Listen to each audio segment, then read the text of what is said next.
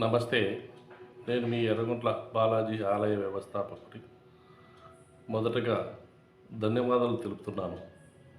మీరు నన్ను వైఎస్ఆర్ కడప జిల్లా ఆలయాల పరిరక్షణ కమిటీ చైర్మన్గా ఎన్నుకున్నందుకు. ఈ కమిటీ ఉద్దేశం ఆలయ ధర్మకర్తలు కానీ, కార్యకర్తలు కానీ కులాలకు మరియు రాజకీయాలకు అతీతంగా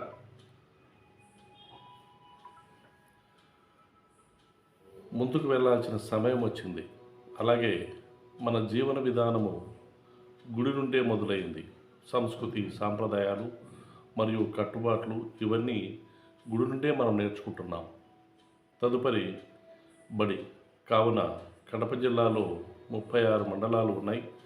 అందులో 1000 విలేజ్లు ఉన్నాయి, 1000 గ్రామాలు ఉన్నాయి. ఇందులో దాదాపు 15 మండలాల నుండి ధర్మకర్తల వివరాలు స్వీకరించాం. ప్రతి మండలంలో ఎన్ని దేవాలయాలు, ఎన్ని గుళ్ళు ఉన్నాయి, ఏ విలేజ్లో ఎన్ని గుళ్ళు ఉన్నాయి, వారి ధర్మకర్తలు ఎవరు, వారి పేర్లు, సెల్ నంబర్లు తీసుకొని అందరితో మాట్లాడాం. ప్రతి మండలంలో సమావేశం ఏర్పాటు చేసి అందరినీ ఒక తాటి మీదకు తీసుకురావాలన్నదే మా ధ్యేయం. అలాగే విగ్రహాలు లేని గుడులు ఉండకూడదు. కాబట్టి విగ్రహాలు మనం అందరము విలేజ్ వైజ్ సేకరించి అన్ని గుళ్ళల్లో పటాలు పెట్టుకొని ఉంటున్నారు. కాబట్టి అన్ని గుళ్ళల్లో విగ్రహాలు కూడా ఏర్పాటు చేయడానికి మనం ముందుకెళ్ళాలని మా మనవి. ఈ కోవలో మొదటగా విఎన్పల్లి మండలంలో దాదాపు 100 మంది ధర్మకర్తల వివరాలు సేకరించాం. ఆ మండలంలో సంగమేశ్వర స్వామి ఆలయంలో మొదటగా సమావేశం ఏర్పాటు చేయాలని తలంచి ఆ మండలంలో ఉన్నటువంటి ధర్మకర్తలకు మెసేజ్ పంపించాం. అలా ప్రతి మండలంలో సమావేశాలు ఏర్పాటు చేసి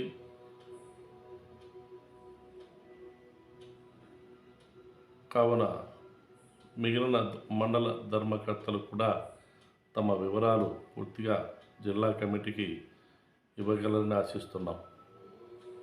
అలా చేసి ప్రతి మండలంలో ఒకసారి మీటింగ్ పెట్టి అందరి ధర్మకర్తలు వారి నిర్ణయాలు కూడా తీసుకొని వారి సాధక బాధలని మనము ముందుకెళ్లాల్సిన అవసరం ఎంతైనా ఉంది. మన సంస్కృతి సాంప్రదాయాలను మన భావితరాలకు తెలియచేయాలి. మన గుడులు మనం రక్షించుకోవడానికి వీలుగా మనం ముందుకు వెళ్ళాలని మనవి చేస్తున్నాను. కాబట్టి మిగిలిన మండలాలు వారు కూడా వారి వారి విలేజ్లో ఏ దేవాలయాలు ఉన్నాయి, వారి ధర్మకర్తల పేర్లు కూడా ఇచ్చినట్లయితే మనం త్వరగా మండల వివరాలు సేకరించి అన్ని మండలాలు ఉంటే మనం ఒకసారి కడప కలెక్టర్ గారికి మనం అందరం ఒక ఊరేగింపుగా వచ్చి వారికి మనం మన సమస్యల మీద మనం విన్నవించుకుంటామని నా మనవి. సర్వే జనా సుఖినో భవంతు. ఇట్లు మీ కడప జిల్లా ఆలయాల పరిరక్షణ కమిటీ చైర్మన్.